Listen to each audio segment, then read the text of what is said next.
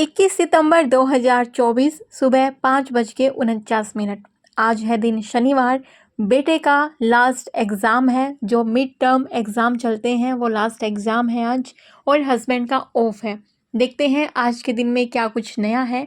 सुबह बेटे ने बाहर जाने से मना कर दिया था। सुबह वो वॉक करने जाता था, फिर आके ब्रेकफास्ट करता था, लेकिन आज उसका फेवरेट ब्रेकफास्ट बना था फ्रेंच फ्राइज़।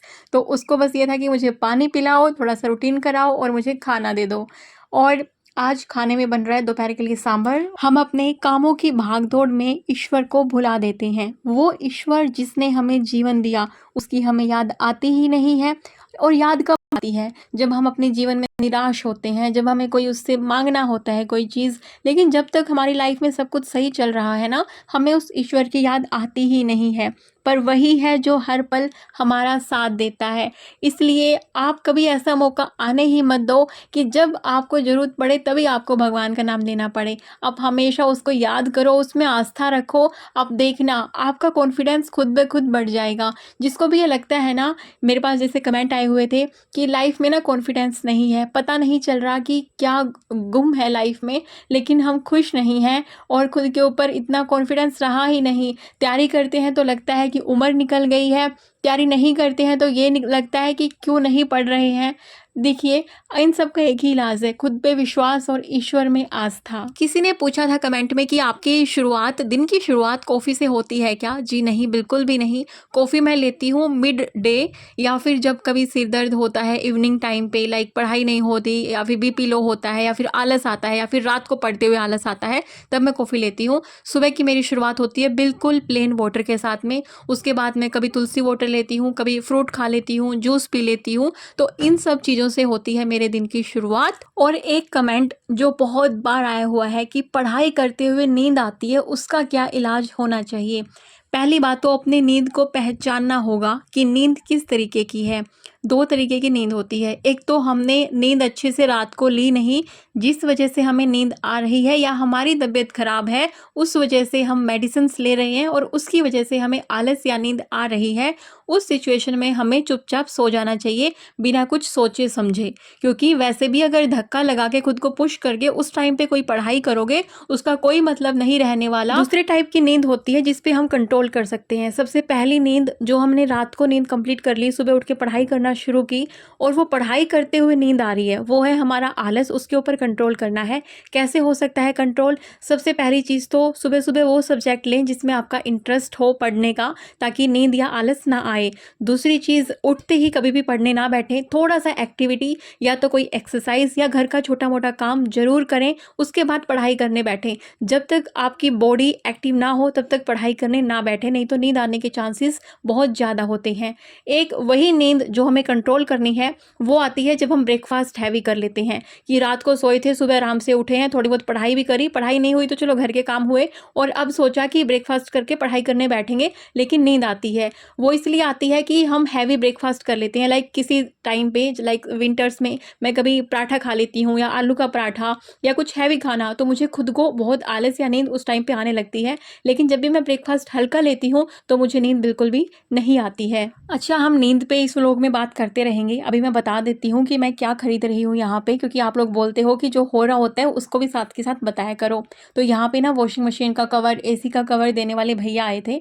मुझे उनके प्राइस भी बहुत अच्छे लगे, और वो जो मटेरियल था वॉशिंग मशीन के लिए, एसी कवर के लिए और फ्रिज के ऊपर का जो टॉप कवर होता है उसके लिए मैंने लिया था। उसके बाद मैंने हस्बैंड को यहाँ पे दिया ब्रेकफास्ट, वही सेम फ्रेंच फ्राइज़। मोस्टली हम कोशिश करते हैं हेल्दी खाने की, लेकिन आज हमने भी ये कर ही ली। और फिर यहाँ पे मैं ना सिलेंडर चेक करवा के लेती हूँ हमेशा। वेट उसका चेक करवाती हूँ, साथ के साथ रेगुलेटर उसमें फिट हो रहा है नहीं हो रहा, क्योंकि एक दो बार ऐसा प्रॉब्लम आई थी कि सिलेंडर ले लेते थे, लेकिन जब हम खुद लगाने लगते हैं तो रेगुलेटर फिट नहीं हो पाता। तो इस वजह से मैं अब जब भी सिलेंडर लेती हूँ तो चेक करके ही लेती हूँ हमेशा, ताकि बाद में कोई दिक्कत ना आए। अच्छा, जो अभी मैं खाना खा रही हूँ ना, लाइक फ्रेंच फ्राइज, ये खाना भी आलस का कारण बनता है। आलू का पराठा हुआ, फ्रेंच फ्राइज हुआ, जो भी थोड़ा सा हैवी खाना होता है ना और ऑयली होता है, वो स्पेशली आलस का कारण बनता है, नींद का कारण बनता है। इसलिए मोस्टली अवॉइड करिए। अगर आप पढ़ाई करना चाहते हो तो उस टाइम पे ऐसे खाने को अवॉइड करना है। हेल्दी खाना, हल्का खाना लाइक पोहा, उपमा या फिर जूस ले सकते हैं, फ्रूट ले सकते हैं। और अगर खाने के बाद आप कभी-कभी ऐसा होता है ना कि भैया ऐसा खाना खा लिया, नींद आ रही है, तो आप उस टाइम पे एक कॉफ़ी ले सकते हैं। आप चाय पीते हैं तो चाय ले सकते हैं। थोड़ा-सा वर्कआउट मतलब हल्का-फुल्का लाइक इधर से उधर टहल 11:40 के अराउंड मैंने इस वाले स्लॉट को एंड कर दिया था, क्योंकि 11:45 के अराउंड बच्चे को लेने के लिए हम निकल जाते हैं, क्योंकि आजकल उसके स्कूल चल रहा है तो जल्दी ऑफ हो जाता है। घर पे आने के बाद एक चीज़ उसने मुझे बोली कि मम्मा आपने सूट पहना, दुपट्टा पहना, आपने बैंगल्स क्यों नहीं पहने, आपने बिंदी क्यों नहीं लगाई? और आगे की आप सुनिए। किसके लिए? मम्मी के लिए। क्यों? मम्मी मेरे पसंद का कभी नहीं पहनती चूड़ियां, इसलिए। आपको अच्छा लगता है मम्मा चूड़ियाँ पहने? हाँ। तो इतनी सारी थोड़ी ना पहनूंगी एक साथ। अपनी मर्जी की पहनना, बस निकाल रहा हूँ। मम्मा जी अपनी मर्जी की पहन लो, बस मैं तो निकाल ही रहा हूँ। हिमालय ठीक है ना शैम्पू? हाँ, हिमालय ले आओ। मैं तो मेरा तो दूसरा रहता है, आप लोग देख अच्छा लो। तो रहने दो, मैं खादी का लेके आऊंगा पा 17 से। हाँ शैम्पू रहने दो, इनमें थोड़ा केमिकल लगाओ, केमिकल वाला। और अभी जो father in law mother in law है ना, वहाँ पे कैंटीन से सामान लेते हैं, तो वो उस बारे में पूछ रहे थे कि कौन सा शैम्पू या कोई सामान तुम्हें चाहिए हो। और उसके बाद ये करते करते फाइनली मेरी बैंगल्स जो हैं सिलेक्ट हो गई। और इस तरीके से बैंगल वैंगल पहन के हम पता है कहाँ जा रहे हैं? सेक्टर 17। जी हाँ, मुझे स्टार्टिंग में बहुत अजीब लगा था, फिर मेरे को लगा यार बच्चा खुश होना चाहिए ना, फैमिली खुश होनी चाहिए, क्या फ़र्क पड़ता है सेक्टर 17 में कौन क्या सोच रहा है। तो यही सब सोच के हम निकल पड़े हैं सेक्टर 17 के लिए। और हस्बैंड का बर्थडे आने वाला है तो उनके लिए मुझे शॉपिंग करवानी थी। आज उनका ऑफ था, बेटे के एग्ज़ाम आज फिनिश हो गए थे, तो लगा था कि उसको भी थोड़ा रिलैक्स माइंड करना चाहिए। और वैसे उनका बर्थडे ना 10 अक्टूबर को है, लेकिन पहले ही शॉपिंग कर लेते हैं, अच्छी बात है, एक बहाना मिलना चाहिए बाहर घूमने का। तो इसलिए हम जा रहे थे सेक्टर 17। पता है यार, समय और मेहनत से ना बहुत कुछ बदल जाता है। यही 2 ढाई साल पहले की बात है, जब मैं हमेशा ये सोचती थी कि मुझे मेरे बर्थडे पे क्या मिलेगा, मुझे एनिवर्सरी पे क्या मिलेगा। लेकिन 2.5 साल के अराउंड से जब से मैंने कमाना स्टार्ट किया ना, अब मेरे को खुशी होती है कि सामने वाले का यानी कि हस्बैंड का बर्थडे है या फिर सास को कुछ दिलाना है तो मैं दिला सकती हूँ अपने पैसे से। तो मुझे बड़ी खुशी होती है इन सब चीज़ों की, कि मुझे सिर्फ उम्मीदें नहीं है दूसरों से कि मुझे क्या मिलेगा, मुझे इस बात की खुशी है कि मैं भी कुछ दे पा रही हूँ। और इस सब में ईश्वर का तो साथ है। और ये वाला वॉइस ओवर करते करते मैं जब आप लोगों के कमेंट पढ़ती हूँ तो मुझे एक कमेंट मिला कि मैं भी चंडीगढ़ आ रही हूँ अपने हस्बैंड के साथ में मैरिज के बाद, क्योंकि वो पोस्टेड हैं वहाँ पे। होप्स हो कि मैं आपसे मिल पाऊँ। जी डियर, हम ज़रूर मिलेंगे और सेक्टर 17 में मिलेंगे। और यहाँ की ये वाली आइसक्रीम ना सही में यार मुझे बहुत अच्छी लगती है। और एक चीज़ ना, आइसक्रीम खाते खाते मुझे याद आई, खा तो मैं पहले रही थी लेकिन याद मुझे वो अभी आई। वो चीज़ बहुत ही अच्छी है, आप ना गौर से सुनना उस बात को। ज़िंदगी भी ना कुल्फ़ी की तरह है, टेस्ट करो या वेस्ट करो, पिघल तो रही ही है। इसलिए टेस्ट करना सीखो, वेस्ट तो वैसे भी हो रही है। अब आप सोचोगे ज़िंदगी को कैसे टेस्ट करना है? अपनी काबिलियत को पहचान के, जिस टाइम पे जिस दौर पे आप खड़े हो, आप उस टाइम पे सोचो कि अभी आप क्या कर सकते हो। हम ना ज़्यादातर वक्त ये सोचने में बिता देते हैं कि यार हमने ऐसा नहीं किया, पहले ऐसा कर लेते, अभी ऐसा हो जाता। इन सब चीज़ों में टाइम वेस्ट ना करें। जो अभी है आपके पास उस चीज़ का आनंद लें, उस ज़िंदगी का आनंद लें। उस टाइम पे आप अच्छे से अच्छा क्या कर सकते हैं? पहला स्टेप हो सकता है कि आप उठाते हुए लड़खड़ाएँ। पहला कदम उठाना सही में बहुत बड़ी बात होती है। शुरुआत करना सबसे कठिन होता है, बाकी तो रास्ते अपने आप खुल जाते हैं, लेकिन आपको एक शुरुआत करनी है। फाइनली शॉपिंग करवा के बिल लेके मुझे लगा था कि अभी चलते हैं, निकलते हैं, लेकिन यहाँ पे इनकी शॉपिंग ही पूरी नहीं हो रही, बेटे की यहाँ पे मस्ती पूरी नहीं हो रही। और इस तरीके से हमने लगभग 3 घंटे के अराउंड समय बिताया सेक्टर 17 में। किसी ने बोला है कि मैं हाउसवाइफ हूँ, 2 छोटे बच्चे हैं, यूपीएससी के लिए प्रिपेयर करना चाहती हूँ, प्लीज़ मुझे गाइड करें। यूपीएससी को बेसिक से कैसे टैकल करना है मैंने वो ऑलरेडी शेयर किया हुआ है, उस वीडियो को आप देख सकते हैं। अभी समय बहुत बहुत कम है अगर आप 25 वाला ये अटैम्प्ट देना चाहते हैं, लेकिन आप ट्राई कर सकते हैं। ट्राई करने में क्या जाता है, इसी बहाने आप अपनी पढ़ाई में कंटिन्यूटी बना पाओगे। लेकिन एक चीज़, जैसे मेरे पास ना बहुत सारे कमेंट आए थे कि नर्सिंग की तैयारी कर रही हूँ, कैसे स्टार्ट करूँ, बैंकिंग की तैयारी कर रही हूँ, कैसी अप्रोच होनी चाहिए। देखिए, यूपीएससी हो, बैंकिंग हो, नर्सिंग हो, XYZ कोई भी एग्ज़ाम हो दुनिया का, सबसे पहला आपको बेसिक स्टेप आपका रहना चाहिए उस एग्ज़ाम के बारे में पूरी इन्फॉर्मेशन, कौन से सब्जेक्ट आते हैं, कितने मार्क्स के आते हैं। दूसरी, आपका जो बेसिक नॉलेज आपको होनी चाहिए उस सब्जेक्ट के प्रीवियस ईयर क्वेश्चन के बारे में। कुछ भी चीज़ पढ़ने से पहले कोई भी सब्जेक्ट हो, प्रीवियस ईयर क्वेश्चन ज़रूर देख लेना, ये सबसे ज़्यादा काम आएंगे आपके। आप ना प्रीवियस ईयर क्वेश्चन देख के समझ पाएंगे क्या चीज़ इंपॉर्टेंट है। एग्ज़ाम के लिए सिलेबस में हर चीज़ नहीं पढ़नी होती है और हर चीज़ आप नहीं पढ़ सकते हैं। इतनी सारी बुक्स हैं, स्पेशली यूपीएससी के लिए। आप बुक को पेज नंबर 1 से लेके और लास्ट पेज तक कभी भी नहीं पढ़ पाओगे यूपीएससी में।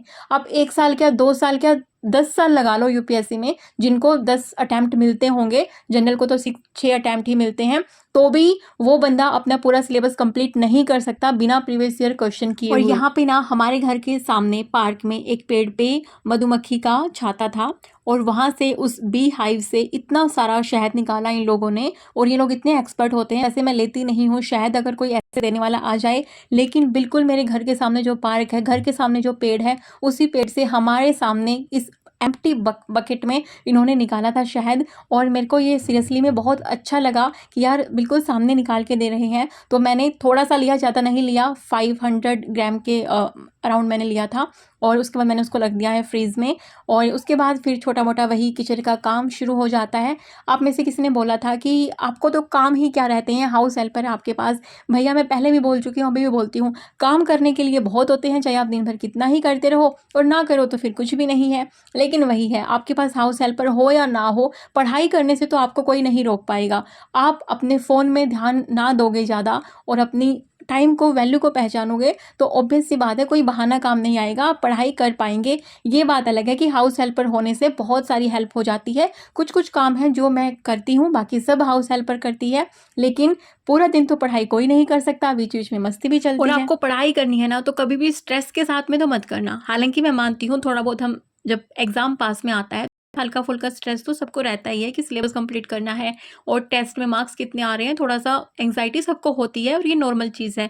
लेकिन वैसे अगर आप किसी एग्ज़ाम की तैयारी कर रहे हो तो हंसते खेलते हुए करो, मस्ती मौज करते हुए सब कुछ आप कर सकते हैं। पढ़ाई ऐसा कुछ नहीं है कि जिसके पास कम टाइम है वो नहीं कर पाएगा। यार कम टाइम है तो अपने लेवल के एग्ज़ाम की तैयारी कर लो जो थोड़ा सा कम टाइम में हो जाए। फिर आपका कोई सपना है बड़ा एग्ज़ाम देने का, तो अपने जब आप अर्निंग स्टार्ट कर दो, आपके पास हाउस हेल्पर हो जाए, तब आप उसकी तैयारी कर लेना। चीज़ें तो आपको करनी ही पड़ेंगी, टैकल आपको ही करनी पड़ेगी। किसी ने मुझे कमेंट किया था कि मेरी सास ना मेरे काम में पहले हेल्प करवा देती थी, जब से मैंने पढ़ाई स्टार्ट की है वो मेरी कोई हेल्प नहीं करवाती। यार ऐसे लोगों का ना सही में किसी के पास कोई भी इलाज नहीं है, बिल्कुल भी नहीं है।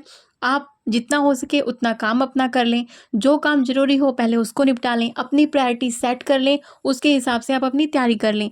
हो सकता है कुछ टाइम बाद आपकी मेहनत देख के वो बदल जाएं, जो कि शायद नहीं होने वाला। मैं आपको अभी हताश निराश नहीं कर रही, मैं सच्चाई बता रही हूँ। लेकिन अगर आपका खुद में कॉन्फिडेंस है, आपका दृढ़ निश्चय है, तो आप चीज़ें बहुत आसानी से टैकल कर पाओगे।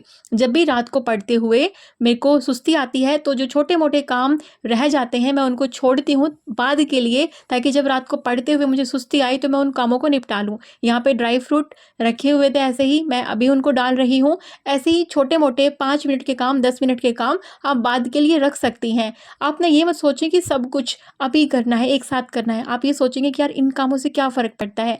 जब पढ़ाई का मन हो तब पढ़ाई करें और जब ब्रेक लेना हो तब ये छोटे मोटे काम करें, देखना बहुत फ़र्क पड़ता है। Good night.